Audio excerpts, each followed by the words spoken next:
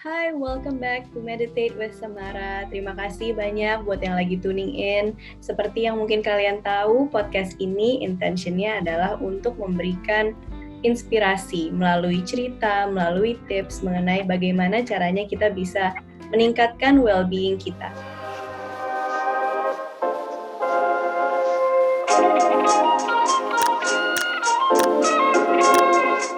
Nah, hari ini aku benar-benar bersyukur banget bisa kedatangan tamu yang sangat spesial.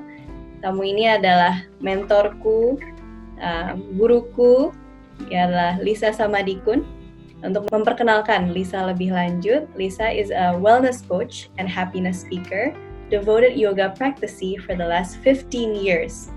She is a certified in teaching Bikram, kids, senior and prenatal yoga. Keren banget, banyak banget Bun. Aku baru banget. And she was formerly a banker for 20 years. She is also active in sharing her happy and healthy tips through movement, performing art, dance, and fitness. After recovering from autoimmune disease and having her second life back in 2012, or 8 years ago, she believes in life balance or life integration, healing through breathing, and mindful living. She is currently giving back to the community through sharing about how to live life at the fullest with passion through her quote, HappinessIs Wellness workshop that will guide you to find your pursuit of happiness, and sharings to her books, Teruntuk Bahagia, or at teruntuk.bahagia. We'll put that in the description below. And you can also find her sharings on happy things on YouTube. So you can search for quote female happy tips, and that's in cooperation with 979 Female Radio. Now, Lisa is also a co-founder of yoga studios Anika Indonesia and Jeda Wellness. So thank you so much, and without further ado, welcoming Bunda Lisa Samadikun. Hi. Hi, Tsamara. So happy to be here with you. Thank you for inviting me. You know, this is such a joy seeing you having your podcast, and then I'm, one of the list that's being invited. Such an honor. Thank you. Thank you so much, Bun. I would be here without many of the guidance throughout the years dari pembicaraan kita in depth saat ketemu langsung through your classes atau juga dari dengerin you speak publicly and your social media sharings. Almost every day something happy or mindful is reminded from your Instagram stories and feed. It really impacts my day gitu. Kadang kalau lagi ngerasa suntuk atau apa, lagi biasa scrolling Instagram mindlessly terus ngelihat posan Bunda, aku langsung kayak okay, breathe. Be happy. Thank you. Back to the zen. Iya. Nah, hari ini akan ngobrolin tentang happiness, dan ini benar-benar suatu area expertise Bunda Lisa, dan aku benar-benar merasa sebuah kehormatan ya bisa ngobrolin lagi secara langsung tentang happiness, karena saat ini benar-benar relevan gitu, lagi masa pandemi, kita lagi banyak di dalam rumah, mungkin biasanya kita happy-happy di luar, tapi sekarang mungkin banyak yang terenggut gitu dari kita.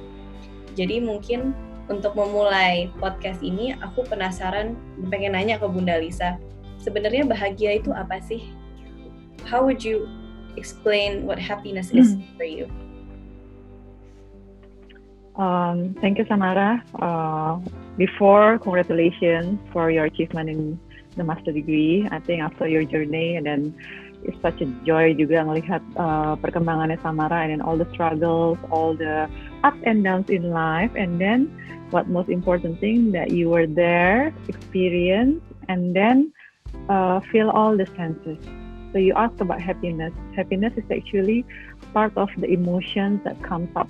So itu kalau di bahasa Indonesia mungkin masalah rasa, ya. Jadi rasa yang memang ditimbulkan ketika kita dalam keadaan yang memang banyak sekali kan pengertian happiness di kosakata atau arti-arti di kamus. Kalau mau dilihat ada yang joyful, blissful, grateful, is very broad, ya. But happiness comes when I think that you are somewhere in the place that's really, we call it on the zone. Zone dalam arti that you can go with all the flows and then do the things that you love and then love the things that you do. and that becomes the basic of why you keep survive. But I think through all the journeys of finding happiness, which is I'm until now actually still finding the real meanings of happiness, because every day we learn something. But I think that every day there is an experience that came to us is actually part of the highest source's presence, in our life, to acknowledge the ones that I mentioned about feelings, quote unquote, because in our busy days, usually we are very rushed. We tend to be very, fast in doing things, right? And sometimes we forget to stop, sit, listen, breathe, and then feel. So we lost all the feelings.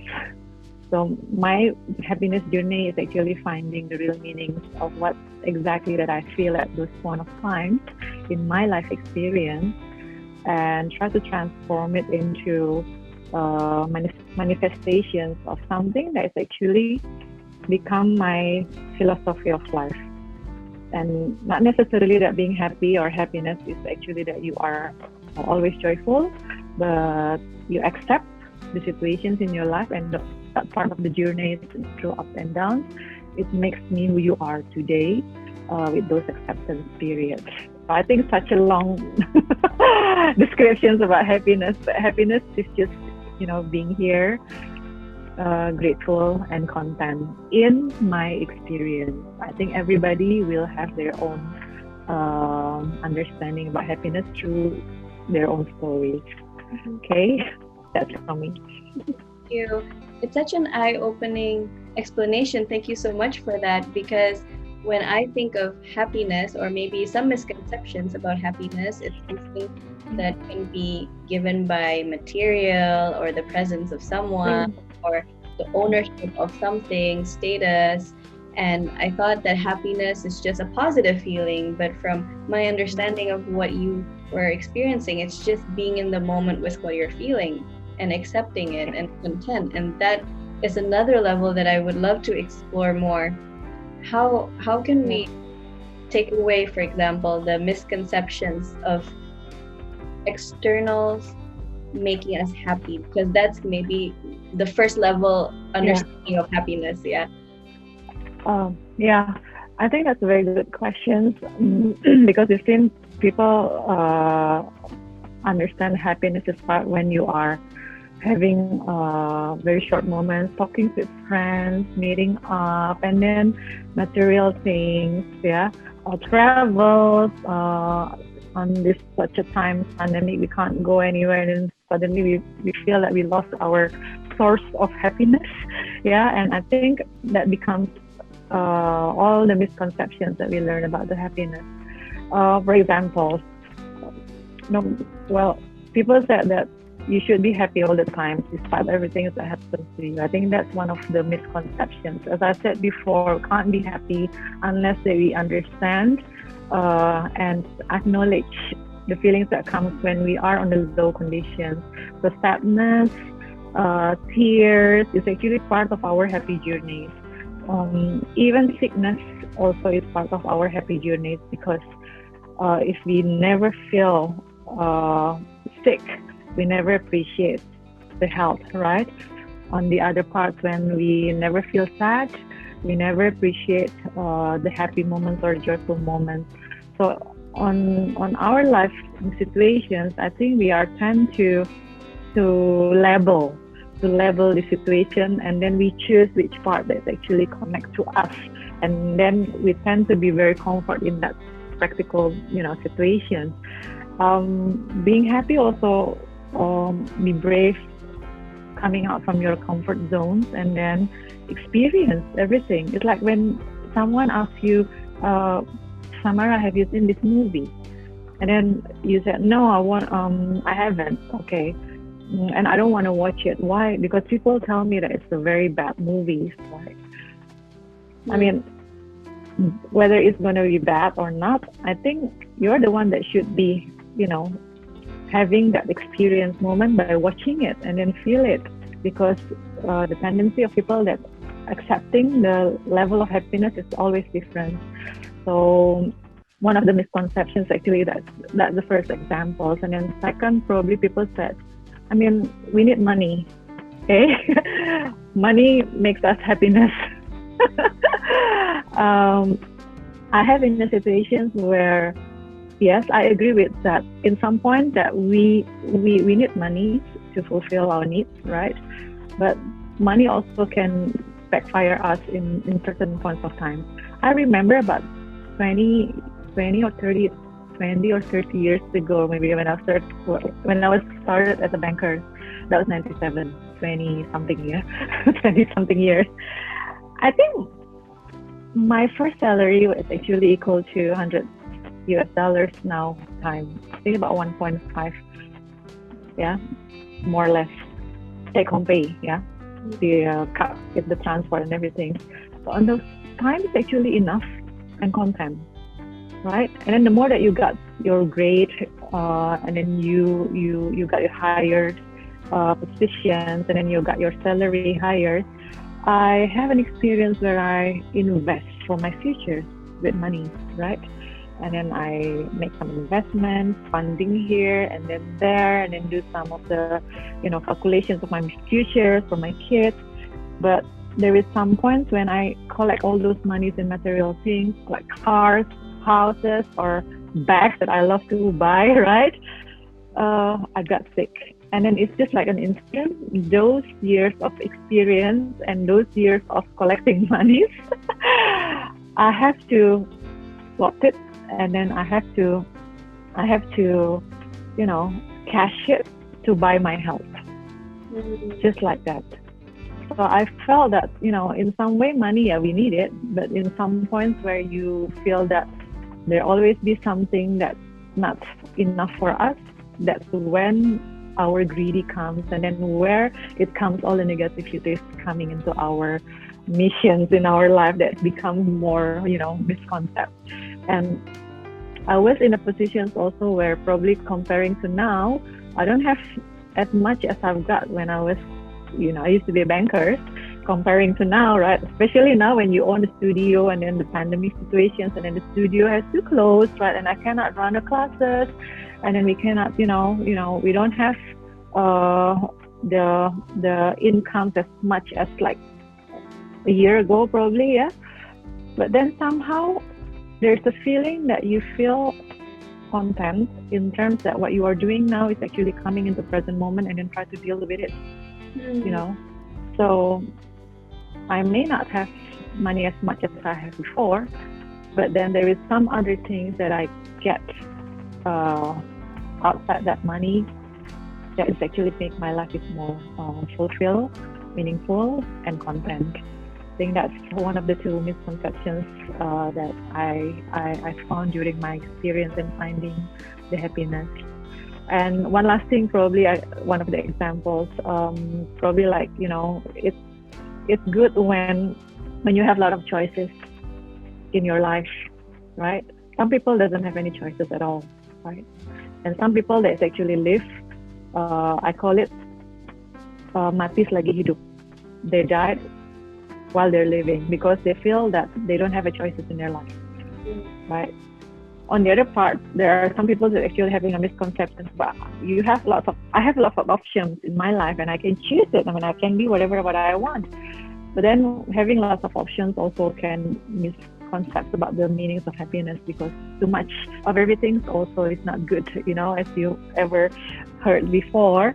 And in my 50, this year is going to be 51, or, after my sickness, and then 8 years ago, I was sick and then getting my second life. So I'm actually only 8 years now. I think I learned that just live content, and then be here, be grateful, be happy, be content with your life, and then you just live your life to the fullest until your last breath, and then serve your purpose, which is, everyone will find their own way to find their own purpose in your life. Like you now finding your own way, you on the road of finding your own purpose, Tsamara, which is probably you see it from your mentors, probably your teachers, but there is a time where you have to decide it, this is my path, and I have to decide what I want to do that gives joyful in my life, and then serve my purpose in this life. That's it. Thank you so much for just explaining everything in such a inspiring way. While I was listening to you, at some moments I literally had goosebumps, because there's just real truth from understanding the misconception. Because as you said about, we tend to desire things and we think that money will probably solve all the problems and make us happy and give us more choices. But sometimes there is this true up until a level. I think I've actually read a research about that, like you can have a certain amount of money, and then after that it doesn't really matter how much more money you have, because it fulfills your basic needs and your wants. And that's interesting, because before that I didn't know that concept at all, and I thought, oh, if I have money I can do much more better things and I'd feel alive without stress. But sometimes people who do get and try to find more money also get stressed in their way. So I really appreciate you also being very vulnerable and courageous with your story, because it's such an inspiring, not even a story, it's just such an inspiring life that you lead. Because you shifted a certain, maybe a misconception in the previous life, and here now in your second life, which is why I think you look so young, Boon. You're not 50, but you look much younger. But what I was meant to say is that is very, very true, that we have to shift our misconception of happiness. And maybe I'd like to continue with asking, why is it important to shift our understanding about happiness from externals to maybe something else? As you said before, maybe just accepting our feelings at the present moment. Yeah. Well, I think in my experience, I live a lot in my past, and then I live a lot in my future. That was my first life, right? And I even calculated once upon a time that in 24 hours, how much time that you spend for your present time. Like if you have 24 hours, Tsamara, and then say that you have a very good sleep for 8 hours, right? So 24 minus 8, that's probably, rest of working days, 10 hours or 8 hours. And then somehow you just realize that you only have 4 hours left. 4 hours left from, sleeping, working, right? And from those 4 hours, you even, spend it to look too far to the future, or probably look too far to the past, right? Like, my husband used to send me a letter, and somehow I declutter my rooms, and then I found his letters, and then there was a time when I was opening those letters, I was supposed to burn it, and then, but then I read it. And then, you got the feelings of, how come he never, wrote me these letters again, right? And it feels so good. And then, bang, but 3 hours I spent it to read all those letters. And then I realized that I only have 1 hour left to do the things that I have to do on this present time. So, that most of us actually, doing it. And we learn also about multitasking. Yeah, while probably we are here, probably I think half of our mind somehow goes into somewhere else, right? And then I used to do that when I was working. My body was there, but my mind was just lying somewhere, thinking about my kids, or probably thinking about the past experience, or probably my old banking systems is different with the, present times, or probably I have forgot to ask my driver to pick up the food. So somehow your life is just like a scramble here and there, and I can't focus. So I think it's really necessary to find the root of happiness according to your own life experience. And then in my sources, it's like in my even experience, felt that I used to find it from someone else, or probably something else.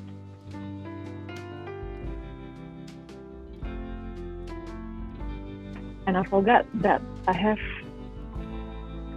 basic ingredients. I call it like, the ingredients of happiness, which is actually I learned it from the Pursuit of Happiness. You can share it also after this, where all that you need to do is actually realize that you have 7 things in your life which is within you that you can acknowledge. So the first one is actually that you have relationships. You acknowledge that you have a relationship. That's a very basic of being happy and content. And most of my students or clients ask, yeah, but I'm not married and I decided not to be married. I mean, relationship is not about being married or spouse. Relationship is about that you having your life meaningful to someone else. And then that can be, parents, sons, brothers, sisters. And even they deny it with saying, I'm living alone. I don't have anyone else in my life. I don't have any family. I live alone, right? And then the next thing of relationships you have, probably a pet. You can make a relationship with your pet, right? Yeah. So, I mean, I have 3 dogs. I have 2 adopted cats. And now I have my plants. All the living, breathing is actually sources of relationships that you can manage, that you can talk, that you can groom, right? And then still one of 2 still saying that I don't like pets, I don't like plants, I don't like everything that actually live. And I told them, you're making a relationship with some things that is actually probably having a meaningful in your life. So I have a small teddy bear. Mm-hmm. I usually show it to my classes, and those teddy bears actually belongs to my son. My son, the first one is actually 22 now, and the other one is turning 15 this year. But those little teddy bears, they used to hold it every time when they were toddlers, right? But then when they got bigger, they just like throw away a little bit. But then they said to me, Bunda, Mom, you can bring this teddy bear everywhere you go, right? So because this actually represents us. So whenever that you travel and then do webinar or you do coaching, you do rat race, you can bring these teddy bears to represent us. I know that it's not really good to have an attachment with one thing, right?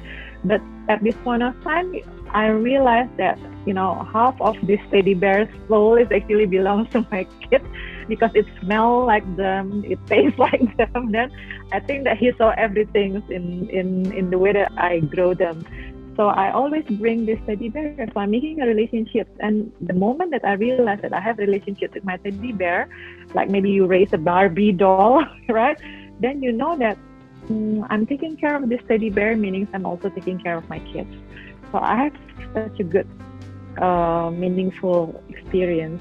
And last but not least, I always said that if you don't have a doll, if you don't have something that you can, learn from it, if you don't have family to make a relationship, you always have yourself.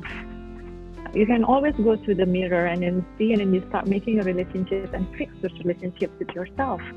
Some of the people, like my students, I used to teach Bikram yoga, and then we used to see our reflections as part of our self-reflections as well. And some of them say, I hate myself, even I can't see myself on the mirror, right? And then probably the first thing that you have to start, if you want to be happy, you just stop thinking and then start making relationships again, and then build that feelings that you have for your own, right?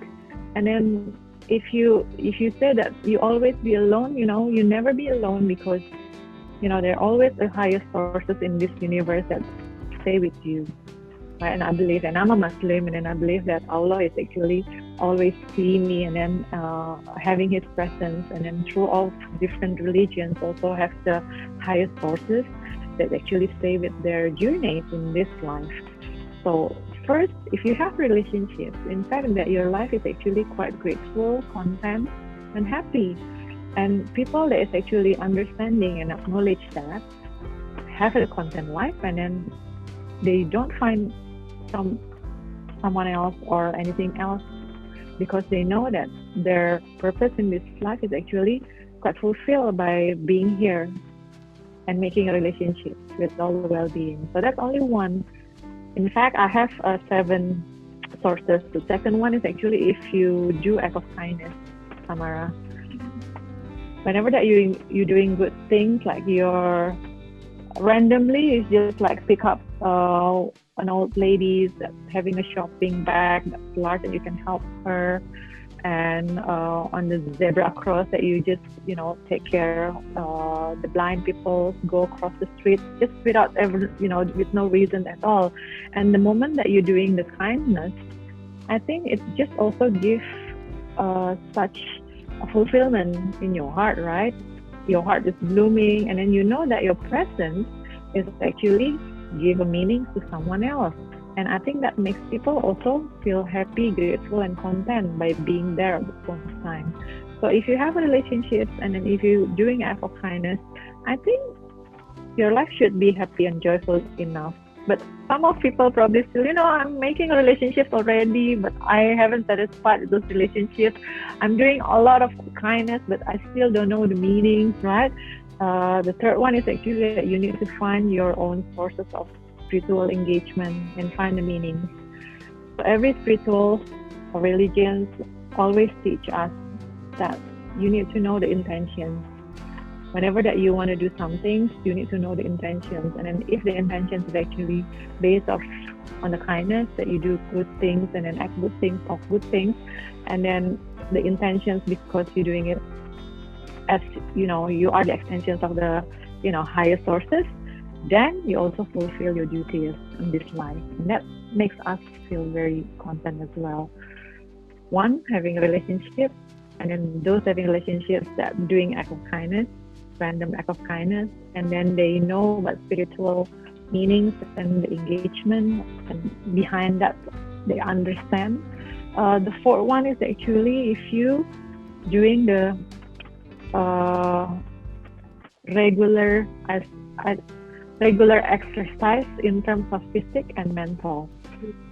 So in my previous life, I was very healthy actually, because I danced since I was 5 years old. I know about the diet conditions, raise up as a dancer, and then you become an aerobics instructor at that, those times, right?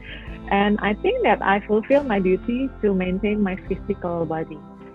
And through all the journeys, I think I know a lot about being health, right? But why I didn't maintain at that time is actually the mental health that goes inside my heart. Okay, physic, you can easily see by, probably tone the body, or you lose weight or six pack, but there is something inside that's actually, hidden, and somehow you just disregard all the feelings. If you feel that your physically is actually feeling like you're having a stomach pain, probably you have your shoulders feel like very stiff, right? It's actually a part of your emotional unstable that's going on, but you just neglect it at that time. I didn't realize. So through all the journeys, and I realized that if you want to have a physical body that's healthy, you also need to maintain your mental health on the same time. So doing the balancing things in terms of mind, body, and soul is actually very needed and much needed at this point of time, especially. And I relearned. I just read about Alvin Toffler's books here. So she mentions about every day that you have to learn and unlearn and relearn, right? To be ready on this big change management concepts on this situation, so you are ready in any kind of situation. So the understanding of happiness through maintaining my health at that time, I tried to unlearn it and then relearn again 8 years ago, and I found that there's a lot of factors to maintain our physical bodies, not only by doing the exercise. I know exercise, but probably at that time I forgot about nurture, eating the good food, sleep well, right? I didn't get enough sleep at that time. I never see sunrise because I always slept late and then I woke up late. I never had a chances to see the sunrise. Besides, also I hate at that time when my skin got so tan. Now I don't care anymore because I always have that sun bathing times for the last 8 years. And there are a lot of things going on in my mind at that time. And I didn't realize that a lot of, that bibit or the source of happiness, like relationship, act of kindness, maintaining the spiritual engagement, and then the physical and mental health, it actually comes from our choice, comes from within. And there's only 4 from them. The other 3 is actually you need to have a mindfulness. That's where I learned so much about being mindful 8 years ago. I know about mindful and movement. 15 years ago, I learned about yoga, or probably I went into gym. But before I went into yoga classes or to the gym, because I have to do it. It's 12 o'clock. I have to do gym. I have to do bike. I have in the morning. I miss my jogging. I miss my running. I did it because I have to, right?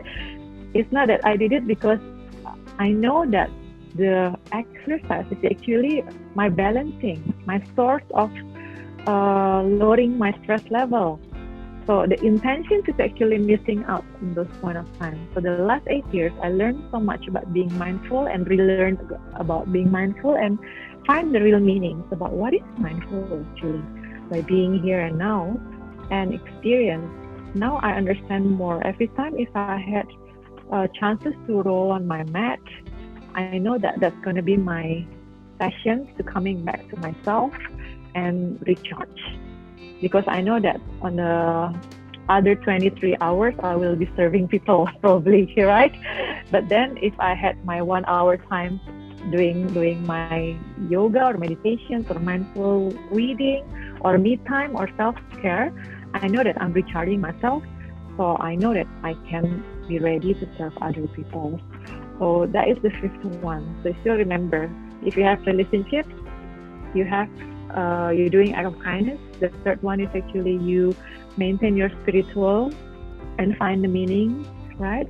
The 4th one is actually that you maintain your physical and mental health. The 5th one is actually you are in a mindful here and now to have those positive engagement in your life.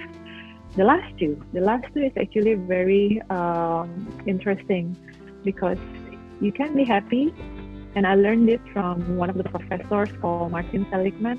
He's, I think, the positive psychologist professor that's still teaching now.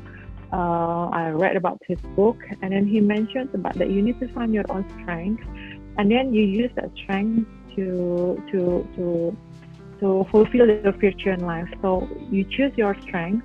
Like Tsamara now know that through the podcast, it's actually your strength. You love talking to people, and then you love to, dig down the experience from other people, and then you reshare it with others. That becomes your strength.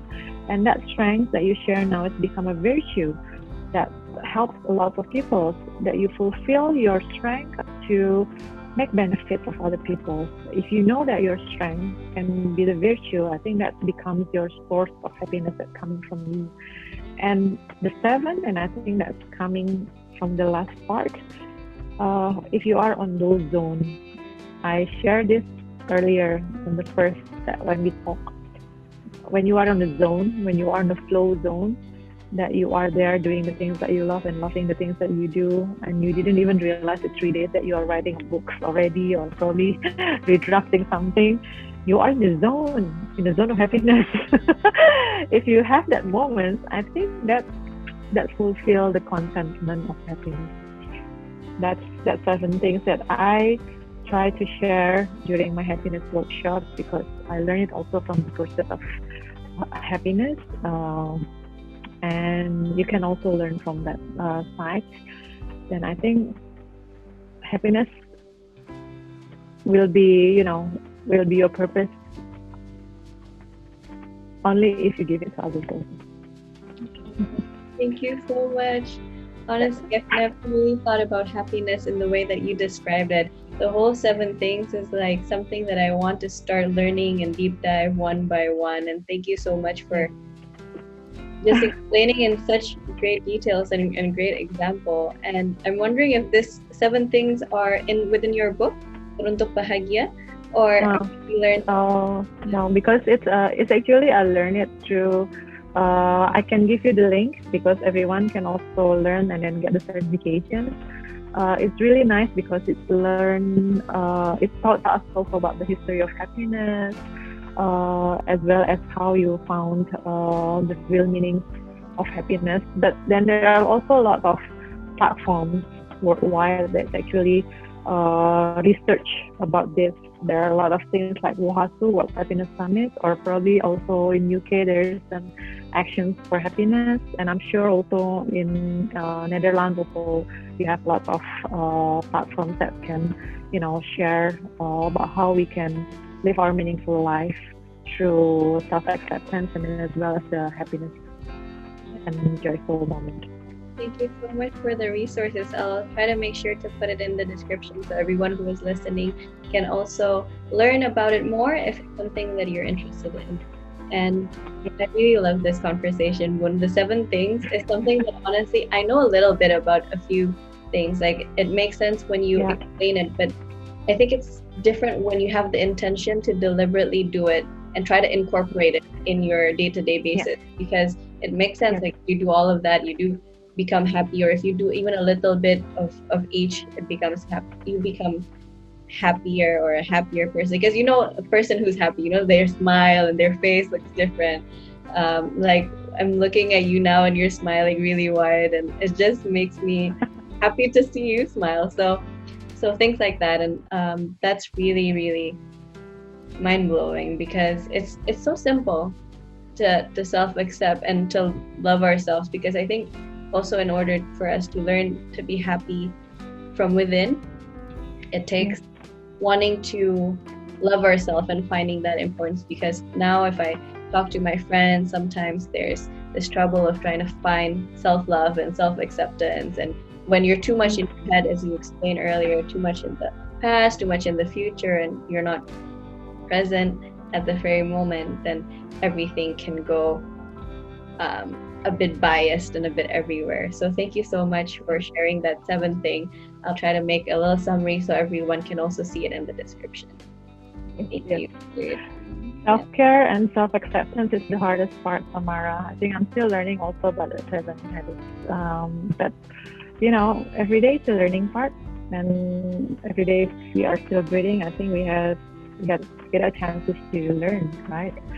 So please do not also disappointed if you don't feel that you still can get it, right? Because the journey of each individual will be different, the stage, the length, right, the understanding. So just enjoy as much. I think one of the philosophy I forgot, it's not about being on top of the mountain, but it's how to climb is actually the most important thing, right? So each of the process, like why probably you love yoga now, it's not about you touching the toes, but it's the way down that you learn how to, accept all the imperfections in your body, and then each progress every day that values actually. That's self-acceptance. I think especially you're reminding that yoga is the hour that we are coming inwards and then really spending time for ourselves to recharge. That is such a great analogy to remember, because we always want our phone to be charged, but sometimes we forget that we also need to be charged, and usually we're always present for other people. On our waking hours, we work, we have family, we have responsibilities, but in order for us to do that, we have to recharge. And probably it's not yoga for you who are listening, but it can be anything, and you know best on how to discover it. So I hope with this really great conversation and sharings by Buna Lisa that you find your recharge and your happiness in this journey. That's true. Yes, because self-care, I always said, I'm just finished 30 days self-care September. If you follow my Instagram, and I follow it also from Action for Happiness, because they make a theme every single day. And Tsamara, I feel so great after you finish it, the 30 days, because every single day from the first date in September, I just spent a time for me. Not necessarily it has to be one full day, right? It's not like such a wasting time. No, you just spend even 5 minutes, 10 minutes, but you just do one theme, one topic those days. And I realized, yesterday, right, the last day, 30th of September, I just posted. I feel great to be able to stop, sit, listen, feel, breathe, and then starting to have those recharging excitement again about this life. And it's like, I'm ready now.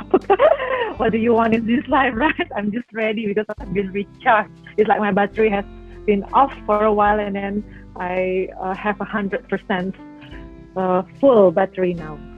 Well, that's the power is come back. It feels so good. Try it. And it doesn't have to be like 5 hours, spend time in the spa. No, it's just like a very short, like probably learn how to say no on date 15, right? It's really, really nice. And it's difficult. But then when you try it and then it makes you feel good, then you acknowledge yourself. And it makes you happy. Thank you so much. Probably for our listeners can also head up to the Instagram of Bunda Lisa. Later we'll put the description to also see the self-care September. I also just like one of the pictures. Today was the last day. So thank you for that inspiration. Thank you. This inspiration. Maybe Bunda, before we finish off this podcast, I would love to talk to you more, but maybe could you kindly give a practical input for our friends, for who are listening, what one thing they can do when after they're listening to this podcast, how can they start to find more happiness from within themselves? Okay, I think through in my experience, I learned so much that there's one practical tool that can help you finding your own happiness.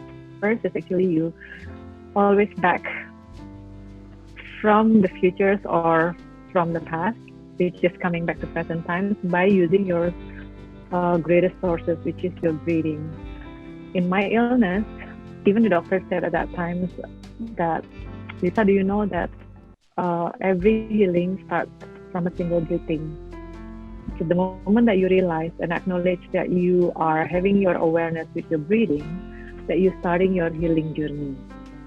So one of the practical tips that I want to share with the audience now is actually, as long as you still remember that you're breathing, use that as your source of happiness. Because if you don't breathe, you're not living, right? You stop breathing, and meaning you're dead. And then the next question, you don't ask how long that you're going to be breathing, or how long that you're going to be living, right? We don't know the answers, but you do know how to spend your life, right? You wake up in the morning, you don't know how much longer time that you have in this life, so that becomes a secret. But you do know how to spend it by doing the good things, talk the good things, act the good things, and then think the good things, because your mind, body, and soul having one frequency, talking the same language about kindness and good things, is actually already makes you feel content, and you know that you have a meaningful life. Okay, so my message in bahasa is actually, hiduplah selagi masih hidup, jangan mati selagi masih hidup. Right? So as long as you're still alive, try to live with it, and then live your life to the fullest. Maybe that's the translation, because most of us is actually now feeling anxiety, lonely, sad, and then they felt that rather be dead now. And that's not the message here. As long as you still live, you know that you understand that everybody has their own purpose in this life, and try to find it by try to live and survive, right? Your own happiness coming from within, and there's a lot of sources of information, but only you that know exactly who you are, and finding your own path, and then live your true life by doing the purpose in your life, just find it. All right. Thank you so much, Moon. That's one of the most beautiful wisdoms that I've heard in person, and it's really gonna stick. Definitely. Thank you so much, Mona Lisa, for sharing your light, for sharing Thank you. your journey. It is a genuine pleasure to listen to your story and to talk to you again. And maybe for our listeners who would like to follow you on your work and your book, can you please tell us a little bit about where our listeners can find you after this episode? Yes, my Instagram is at Lisa Samadikun, LISASAMADIKUN. And my book is actually in Bahasa, so it's at teruntuk.bahagia. So teruntuk bahagia meaning, the translation in English is actually dear happiness. It's like we always, find happiness, like we are trying to write those letters. Where are you, happiness? So dear happiness, where are you? So that's the meaning of teruntuk bahagia, coming from the experience in my life. Those two, or probably you can find my activities in my studio, which is at Jeda.Wellness or .Anika Indonesia. Tsamara also can share it later during the link, yeah? Yes, I will. I have great affinity and love with Jeda Wellness. I think it's such a great thing that you and your friends and the many mentors there are creating the place to pause, because Jeda means pause, right? And yes. And to remember to pause, because in the city life and the busy life, sometimes we forget to pause. Yeah. We see within, we're mindful, and then we learn to accept our feelings. And maybe that is how you'll find happiness today. So thank you so much. I think it's meant to be. It's meant to be finally that we are circled there, because we try to make Jeda a place where people can learn, change their habit that turns into the lifestyle through learning about nutrition, movement, self-healing, emotional healing, Ayurveda, and all the holistic wellness. So just visit us on our website so you can see what we are doing there. And then I'm so grateful that it does help a lot of people, institutions, also corporations during this working from home time. And we have lots of modules that's actually coming from webinars that can help us in managing our mental health as well. So check it out. I'll put a link for the website of Jeda in the description. If everyone who wants to check it out, just have a quick click. Okay. Thank you again. Thank you. For Bunda. Thank you.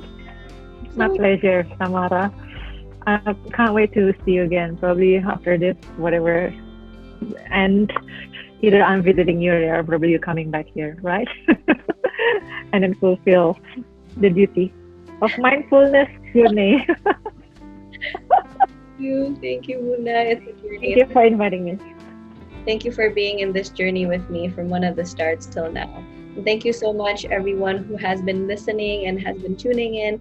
I hope that this episode has inspired you to see your happiness in a different light, and I hope that you find it and discover it in this journey of happiness within yourself.